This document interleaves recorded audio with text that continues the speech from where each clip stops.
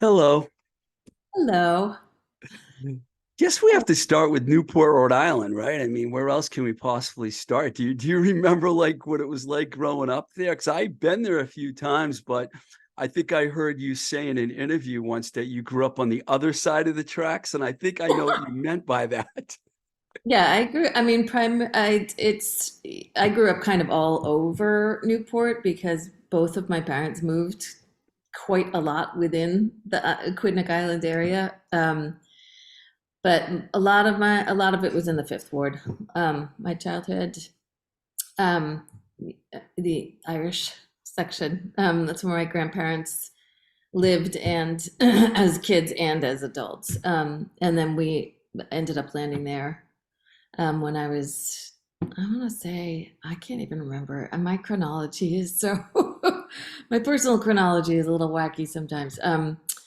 But yeah, we're kind of in and out, but I'm primarily from the Fifth Ward. So yeah. I don't know where that is, but I mean, in Newport, I know a Yeah. lot of It's musicians at from the there, though. kind of at the very end of spring and Thames, kind of down at the as you start to get to where you would turn off to go to around Ocean Drive, around I, that I area. do know a lot of musicians from Newport, which we'll get into as we go along here. Do you remember when you first started listening to music when you were young and what you were first listening to? So my house was always, both of my parents are huge music fans. Primarily my dad used to just, and still to this day, listens to music constantly. He's always finding new stuff. He's introduced me to REM. He introduced me to the Velvet Underground. He introduced, he's just always listened to music. So there was no kind of quiet time. There was always a soundtrack in my house growing up, always. So it's always just been part of my life, when I would say when I started to take ownership of something that I loved, I would say would have been when I was around, 12, 13 in there, and started listening to The Clash and Blondie and Talking Heads and, um, you know, Richard Hell and the Slits. And, I mean, it's an endless list. We could really just fill an hour with everything that we discovered at that time. So that's where I feel like, and the Go-Go's, I got to add them in too. That was Go-Go's Beauty and the Beat was the first album I ever bought with my own Oh, babysitter. nice. I owned albums before that, but that was my first like self-purchased album. Um, I know that, the whole story about you and Kristen Hirsch being stepsisters. I believe your father married her mother. yes, Yeah. yeah. What was that? Was that any, like, did you guys know each other at that point beforehand, Oh or yeah. did? We met we met first when we were probably around 5, and then met again and became friends when we were in like third grade, second or third grade. So yeah, so we had actually been friends for many years before our Oh, you parents did. And did hooked you up. live together at one point? We did when they moved in together. Um, yeah, they moved in together when we were about 12. And then they had a brief split and then got back together and married. So yeah, we did. Were We, either of I mean, my parents had joint custody, so I was only there a couple of nights a week, but were either of you playing guitar at that point yet? it was when we were about 14 is when we started. Kristen started a little earlier. She started taking guitar lessons when we were in 8th grade. And then we sort of fell in love with the Beatles. And I mean, that was clearly the Beatles. It's probably one of my first ever sounds that I ever heard as an infant. But when we were 14, we started to really get into them. And so we started playing their songs. We had like a Beatles songbook that I think was my dad, Oh, maybe. And we started learning. That's how I learned to play guitar, was playing Beatles songs with her. She had been taking lessons for a few months at that point. And then and then from there, just kind of we started. She almost immediately started writing originals after that, as soon as we, had enough chords to write a song. Did, um, so yeah, and then I was quick on her heels after that. So did you guys think about starting a band I know you started pretty young, but was it that young? Were you that like 14 and thinking, let's start a band? yeah, absolutely. I mean, I think it was we were 15 when we had the first constellation, which was myself, Kristen, and let's see, Kristen, me, Becca Blumen was our. Oh, no, what was her name? Cindy Scanlon was our first drummer, and Elaine Adamides was our. So Elaine, Kristen, and I kind of, at that point, we took turns playing guitar, bass, and keyboard and keys. So we floated around it, from instrument to instrument. Did you Um, have a name? Did you call yourself Throwing Muses like right away or? we called ourselves the Muses Oh, yeah, it was the Muses for about a year. And then when we were, and then so Cindy left, and then we had a drummer named Becca Blumen. These are all really talented players, by the way. And then David Narciso joined when we were 16. And then from that point on, and then Elaine left right after high school, and Leslie Langston joined at that point. So and at this point, Kristen was writing songs. Were you writing songs as well? I was, but it was sort of I was, but not anywhere near at the rate that she was. She was always and continues to be to this day just extremely prolific. And that was the case immediately. As soon as she started writing, she just wrote and wrote and wrote. And so it was kind of, what you hear on the album, on those early Muses albums when I was in the band. Um, it is kind of what I was bringing to the table. She would bring, 15, and I would bring four. And then what ended up being on the album would be, that would be the recipe would be like 10 and 2, something like that. So You spent 10 years with Throwing Muses, which is amazing when you look back at it now. At least I think it's around 10 years. Does that seem like a long time to you when you look at your whole career? um yeah, was it 10? I mean, yeah, I guess no, it wasn't 10. It wasn't actually quite 10, because I mean, it's hard to know, like, when do we call the beginning of Throwing Muses. Let's, probably, I think, to be fair, when David joined, so 16. And then I left when I was about 22, I guess. It So was 4 albums. I do know that, and yeah, probably some yeah, EPs.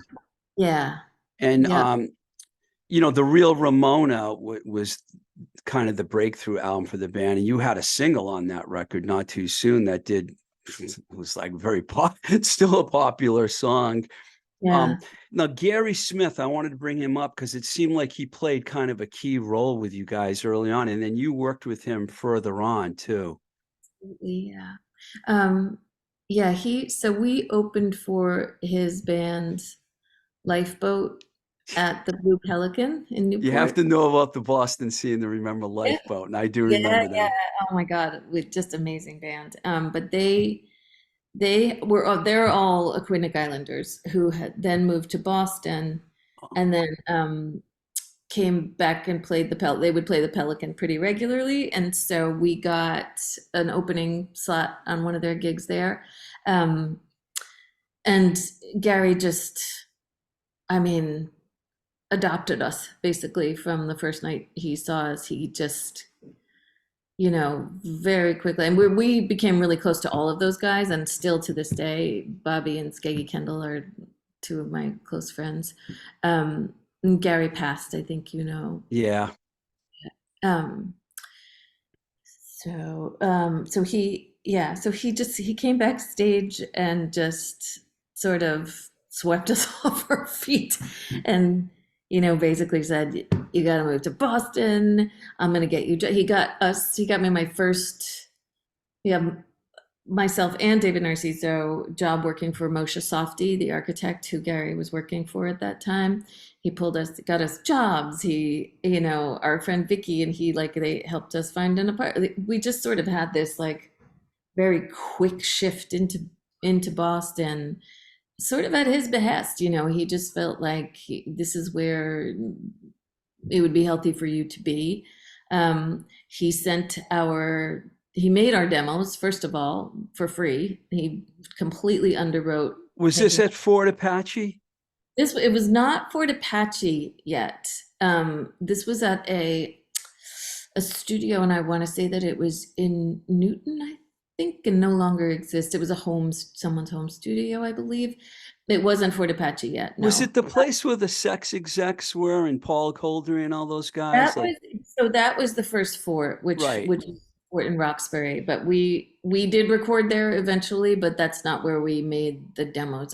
We did some of it there, but most of it was not there. And Dave holds the band memory, so he would have a better idea of exactly. He could tell you exactly where we were and when. But at that, he did the demos. He sent the demos to labels. Gary he just had such enormous faith in us, and kind of made it happen in those early years. I was going to ask you why you moved to Boston, and you already pretty much answered that question. So Gary Smith was the reason.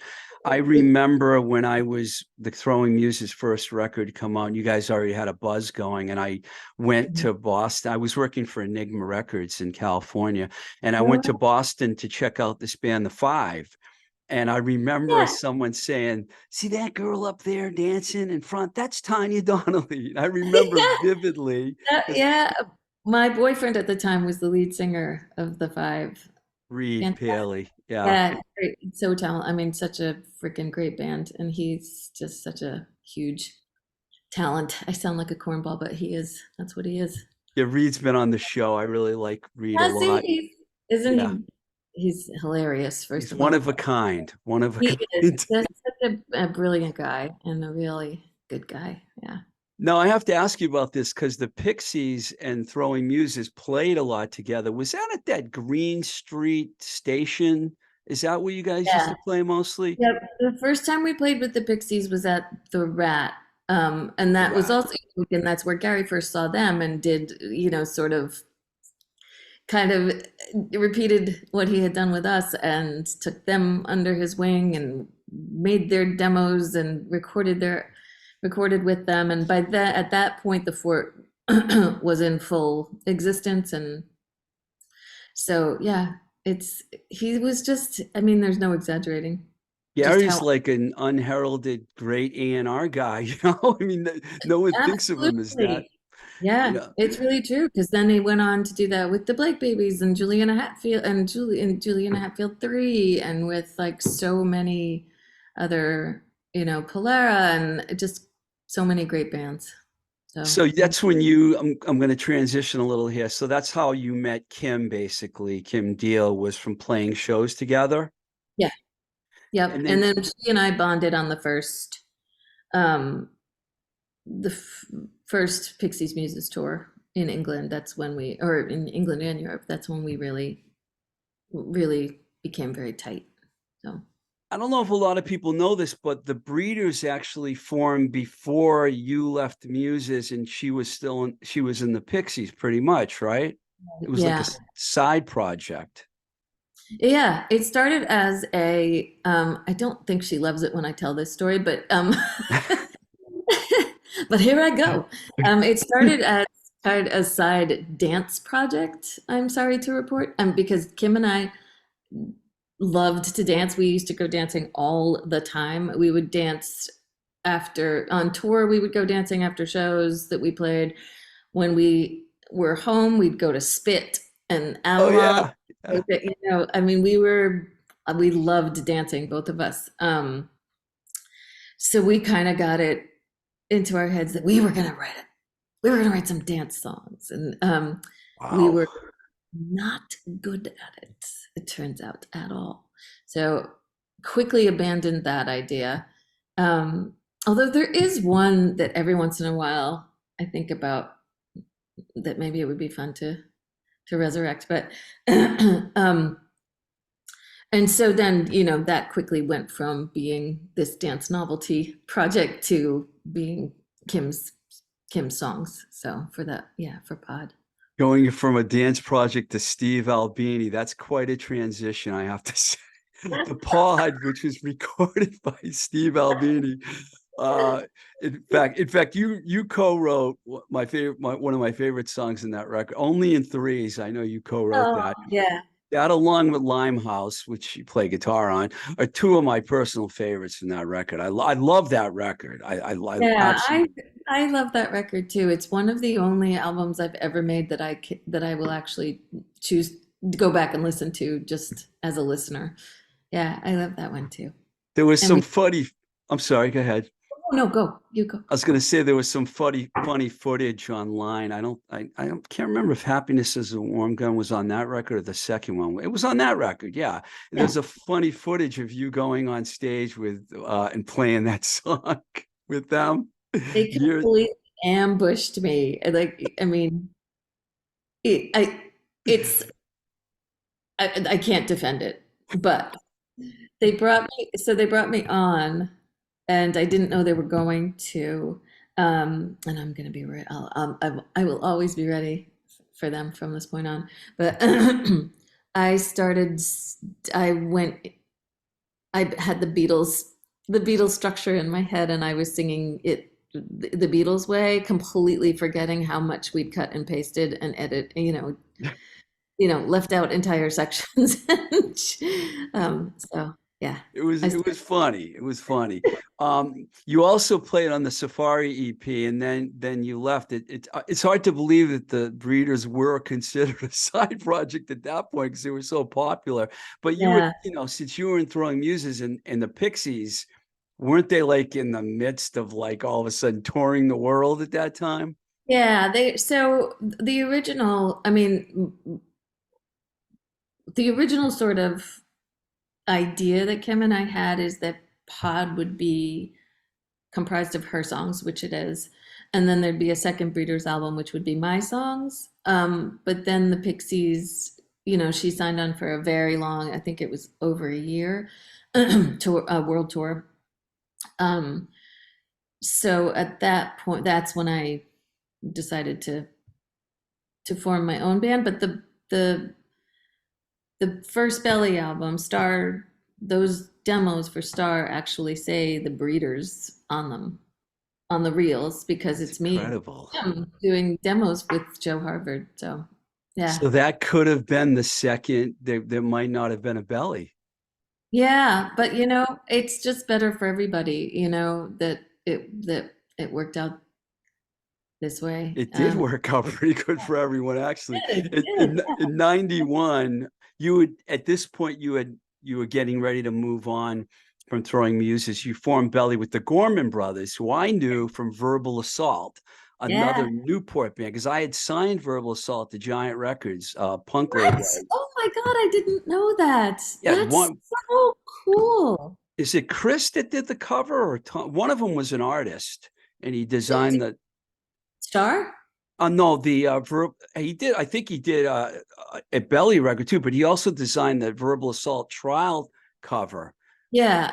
Yep, he And did. Yeah, he's really, really talented. Chris and Tom and Gail are all visual artists and photographers, graphic artists. Like they're just very so they did the cover for Chris and Chris Big together. Chris Big from 23 Envelope. They did Star and King, and then for Dove, which is our last album that we made very recently, 2018. At least very recently, to a 57-year-old woman. you don't look 57. um, so Tom, everybody kind of had a hand in that, but that cover was primarily Chris Gorman and Chill Mott and Gail Greenwood to get all three of them. So I do didn't you, get to know those guys very well. I met him a few times. I mostly dealt. I'm sure you know Pete Kramiak too, because he's another Newport guy. I talked to him and Chris mostly, but I met those guys whenever they would come to New York. So I was in New York right. at that time. Fred from the Muses was on bass at the beginning before Gail came along. Yeah. And then I'm trying to keep this moving along because there's a lot of stuff in your solo records too. In 93, you released Star, which I think is one of the most important records to come out from that amazing first half of the 90s, where if you look at the records that came out from 90 to 95, it's truly remarkable. That Yeah. that record was fantastic. Were you surprised by the success of that record and how fast it really took off? Oh, absolutely. I don't think anybody, there was no conversation around it doing that well. There was no plan for that. There was no marketing plan around that. It just did really kind of take everybody by surprise. Um, yeah, it was kind of an intense time. Exciting for sure, but very intense. Yeah. Like 2 Grammy nominations. Did you actually go to the Grammys? We did.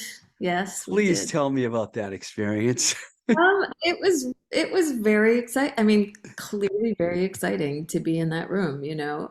We absolutely knew we were not going to win. Like we just knew we were up against U2 in one category who won, Tony Braxton in the other who won. We just knew that, but we did really have we had a really good time though, and got all dressed up and It had to be a real honor, though, to get. after show parties where it was a really, and our families all came. We're really very close to our families, all of us. So we had, even though they couldn't come to the awards, our parents and all, brothers, sisters, everybody stayed in a hotel in New York just to be on site. It was really, really, really fun.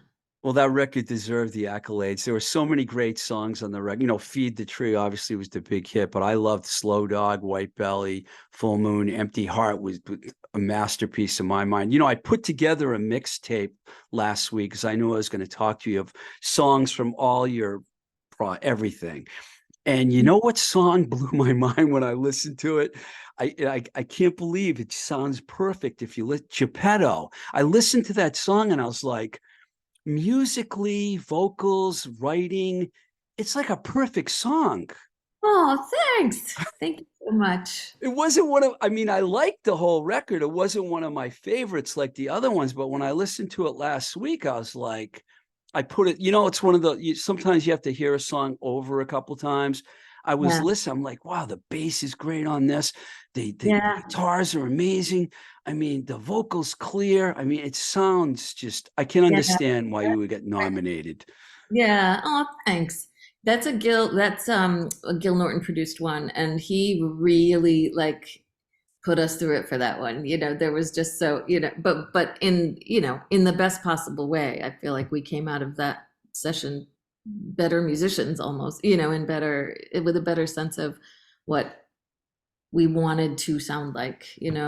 And that's also one of my favorite ones to play live. We all love playing that one live. Do you ever play any of your old Belly songs? Well, now the band's back together now, but when you were doing your solo time in that period, were you Yeah. doing any songs from Belly? Yep. Yeah, absolutely. I would do on solo tours, I would do Muses and Billy songs sprinkled in with the solo stuff. So yeah. I've got a little prop in my right hand for my next segment here, okay? It's a Glenn Johns book. Oh, Now, when I knew I was going to talk to you, and I know he recorded the King album, I had to go back to the book, and I found you in the book twice. I don't know if you know it, but you're in his book. yeah, yeah, I read it. He Yeah. calls you beautiful in his book. Oh, This Tanya Donelly was a beautiful. She's the oh, beautiful singer, something like that. I have yeah. to ask you, knowing that I knew you mentioned it here, but I've heard in other interviews that how much you love the Beatles. What did Mhm. it feel like working with somebody? I know he worked with a lot of other bands too, but Yeah. You watch the Get, I don't know if you watch Get Back, but Glenn Johns Oh is yeah, I all did. over that film. What was that Talk about experience? beautiful. He's, yeah. It was amazing. I mean, it was, it meant quite a lot to me to be working with him. And as soon as my sort of, not intimidation's not the right word, just I was just, sort of in awe to be for the first couple of times we were in the same room together. Um, but he's such a warm, lovely team player, and just I can't, I mean, I really can't, I just love him so much. And like in the time that's passed since, like anytime we've been in contact again, I'm just always thrilled to hear from him. He just has, I just love, he has a real just musicality to him. You can see it in Get Back too. He just, Mm. when he's in the room, music happens with more facility. I don't know how else to put it. He just has great ideas. It's all very it's very organic the way he wants things to happen. He sets it up to he sets you up to do well and to feel good. And we wanted that album to feel very live. I mean, we played the whole album live. It's basically a live album, King. Aside from vocals I overdubbed and then percussion, stuff like that. That was Um, your idea to do the record live? it was our idea. That's what we wanted to do. What did he think about that? He loved it. And that's, we did sit down with a few different people, but I mean, it was going to be, we kind of already felt like it was going to be him if he agreed to do it, but he completely not just embraced it, but was very excited to do it that way. And then Jack Joseph Puig came in as the engineer, and he's a genius too. So it just like we just had these two people who just kind of set you up for a successful recording session. It just felt really good making the album that way too. At that point, you had just had the Star record, and then then King comes out, and I'm sure you were doing an enormous amount of touring. Do you Mhm. think that's what led to the point where you just said, you know what, we need a break from all this? Yeah. And we um we're all blue collar kids, and real working class kids, and just the idea of saying no to something never occurred to us. And we had a manager, Gary at the time had the same kind of work ethic, and so we just went and went and went and went and went and went. There were really very few days off at all. Days off, I mean, like not even stretches of time, actual days. It was quite, cram packed, and it was our choice to do so. I think if there had been one person in our midst who had said, these kids need to go home for a few months, that we might have been able to regroup in a healthier way, but we were all on the same page, in terms of just keeping the engine running. And we just kind of burned out. Yeah, I know you were enormously popular in America, but I almost feel like you were more popular in England. Is Mhm. that a fair statement? Yes, somewhat. It would depend. About, I mean, that was definitely true for during the time that I was in the Muses. Um, and then yes, Belly was absolutely bigger in the UK first. But then I would say we kind of picked up more steam here. MTV probably, right? Yeah, yeah, Yeah, yeah. because Feed the Tree like really took off. Mm. Um, Besides, okay, instead of going in chronological order, I'm gonna go right to Dove.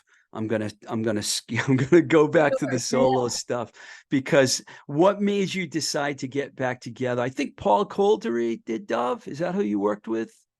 So yeah, we record. So Paul mixed Dove for He sure, and mixed it.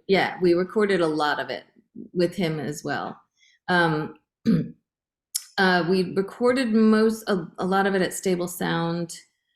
with him in Portsmouth, Rhode Island, at Steve Rizzo's place, a really great studio. And then we did a bunch of stuff at Gail's house as well, and did some mixing there. And then Tom and Paul did a lot of the mixing together. But yeah, that was a great experience as I well. completely went out of because I wanted to know what made you get back together, and I sidetracked it. I get stuck up on No, record. this is the way this is good for my brain. Believe me, I Um, need to I need to I need to time travel myself, to be honest. I can't like do any research on a record without knowing who recorded it and where it Yeah, was yeah. recorded. It's just Oh, stuck in yeah, my brain absolutely. that way, you know. I mean, let's see. We did when we so we always kept in touch. Gail and myself in particular have been consistently close. Um, and then every once in a while, before the reunion, we would, like, every few years, there'd be some faction of us that would, like, should we do something? Should we tour? Should we make some da da da? But there'd be one or two who weren't there yet. And then it was just kind of stars aligning. It just kind of at in 2015, we all got on a thread about something, and at that point, that turned into, like, let's tour, let's go on tour. Let's just do it. And I think we have very differing levels of how expressive we are verbally around stuff. But I feel like I can kind of speak for all of us, maybe, that there was a piece of that where we just felt like it ended on such an unpleasant note in the 90s, and we just wanted to make some peace and have fun and just inject love back into how we view our own history with that band. Um, so that was the initial thing. And then as we started rehearsing, we were like, maybe we should write some new songs just so it doesn't feel like a vanity project. And that was like, let's do an EP. And then we just started writing, and then decided to do a full album. I So think on the credits it says that you wrote the whole album together. yeah, yep. That was different. Yeah, we're doing that again right now. But yeah, so that's like everybody would bring, like Gail and Tom and I would kind of bring in, here I have this chunk of something. And then the others, we all fleshed it out together. And I very much include Chris in that as well, because his drumming absolutely informs where songs go. Like sometimes I'll bring something in and he'll start playing and I'm like, oh, it's that kind of song. I thought it was something else, but it's that. So yeah, So it's there's a new record in the works. yeah, and it was supposed to, we were hoping actually to be nearly done by now, but I've had a couple of unfortunate physical things that I've been dealing with, so it's pushed it back. I had to have hand surgery for, Oh, yeah, which left me with nerve damage, so I'm in PT for that. And then I also have this esophageal condition, which is I'm still kind of in the middle of a bunch of protocols for that. So it's pushed everything back, probably by a solid year, I'm sorry to say. are But you going to be able to play guitar? yes. You're such a great guitar player, by the way. Oh, thank you. I mean, That's, the stuff you did with Muses is phenomenal, you know, all of everything, but that, because you were considered like the lead guitar player in yeah, that band, you know. thank you. It's, yes, I'm getting, by October, I should be back to, fighting shape. And if not, we'll deal with that. What Do you know where you're recording this new record? We're doing most of it at home in our home studios. And then I think we're gonna, once everything's in a condition where we feel like, okay, now let's start talking about what needs to be recorded in a studio and what we want to do. What we're trying to do is just get the songs into condition to where we can then step back and say, you know, we have some good bones here that we can work with, and maybe that one's even done, and then we'll make plans from that point. Can't wait. Yeah, Um, I think Tom's probably going to mix this one. He's become extremely proficient in the studio and with gear. So nice. yeah. You have so many other projects, including 4 solo records, Mhm.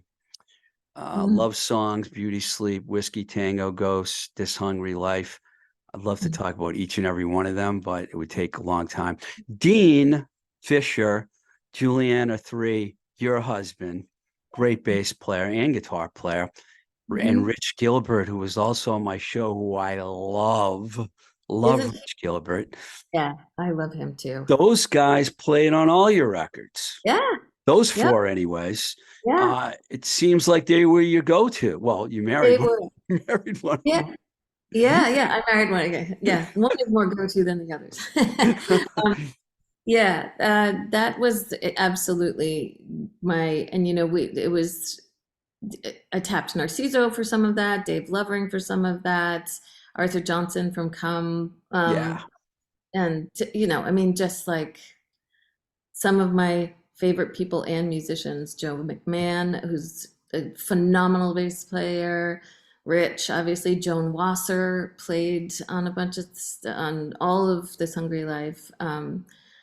Elizabeth Steen, and who's an incredible pianist and accordionist.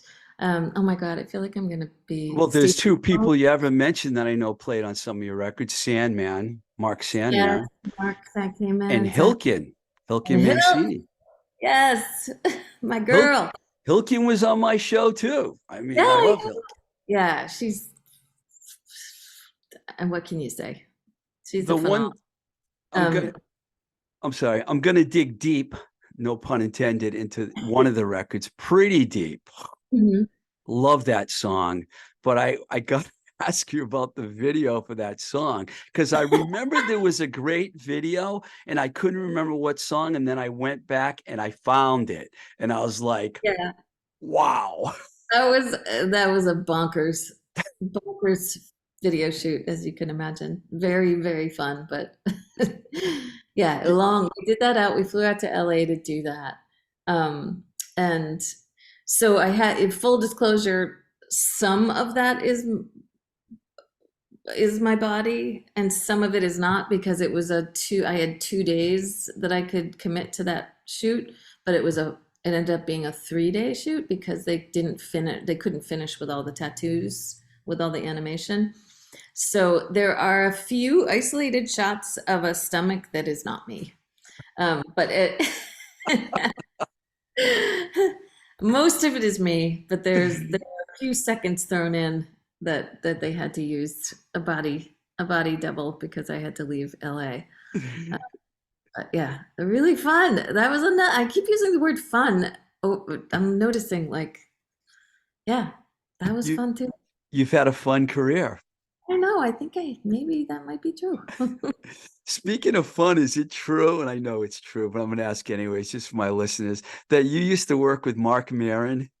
I did at at um, a health food store. I'm going to put that health food deli. I'm going to put that in quotation in Brookline, Massachusetts, called Edibles. And I got that job. My friend Vicky, who moved to Boston with us with the Muses in '85.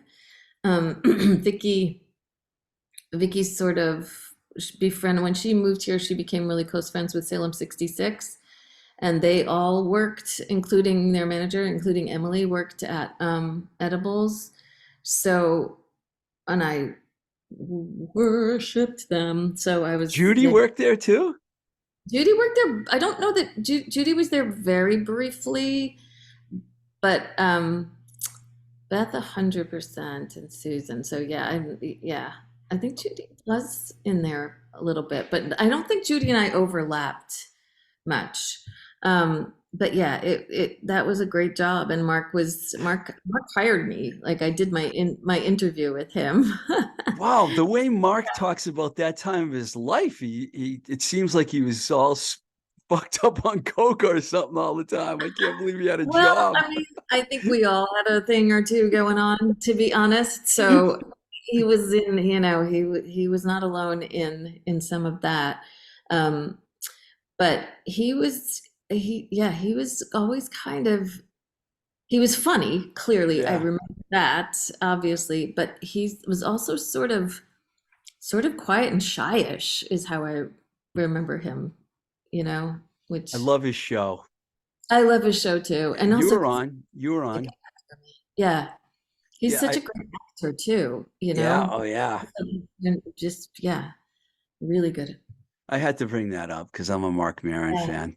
yeah, Um, the Parkington Sisters. That'll yeah, be the last musical thing. I mean, yeah, you did some beautiful stuff with them. yeah.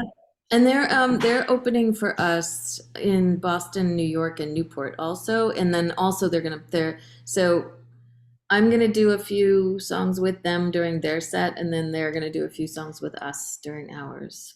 So you have a tour booked for Belly. Well, it's like, two Boston shows, two New York shows, one Newport show, and then Oh, yeah, and then a couple of weeks later we're going to the West Coast with the Breeders, doing a run with them from uh we're doing LA, San Diego, San Francisco, Seattle with the Breeders. Belly and the Breeders together. Yeah. Wow. No, I can't wait. It's gonna be really fun. I wish one of those shows was on the East Coast. Wow. I'm Yeah, we had jealous. already booked. I know we'd already booked the East Coast when they asked us, so we had to just make it the West Coast. But hopefully, everybody has. I think I could see it happening in the future, maybe, hopefully again. So I'm Two more really things. so yeah. Just two more things. One is I know you have a couple of kids too, right? Yep. Do they know about your whole career and everything? You and Dean also, because Dean, Juliana 3, I mean, he played on Juliana's big, huge breakout record. So you guys Yeah. are both like rock stars. They definitely do. Yeah, I mean, Gracie was on the road with us for the first 5 years of her life. And then off and on since then. And Hattie's been on tour with us, and they they know the history absolutely, and they know the music for the most part. Um, it's I think now a little separate from the way we function. It's a little different now. But yeah, and I think it's, Hattie's generation. They have a kind of a big gap between them. Our oldest daughter is 24, and our youngest is 17. Whoa. Hattie's generation is kind of very into the 90s. They think, it's in sort of the same way that, the 70s were, it's just that like cycle where you discover things a few decades before you, and it's separate enough that you can kind of reinvent what that means, and sort of take it in and experience it anew. So she has her own very separate experience of the 90s. It's really interesting to it's fascinating to hear from her and her friends what their lens is, and the bands that sort of help, captured their interest. And but so she's sort of they're in, I'm their mom. Dean's their dad. They certainly don't have any sort of, that's how they view us. When And you when while I think it startles them that like, oh yeah, you do, that's what you you, do for a living. were you implying that Nirvana and Soundgarden is their Beatles and Stones? Is that what Yeah, you meant? yeah, Hmm, yep, makes yeah, sense. yeah, yep, Have yeah. you have you been listening to a lot of new music, and do you find music that you like these days that catches your attention? Um, hmm.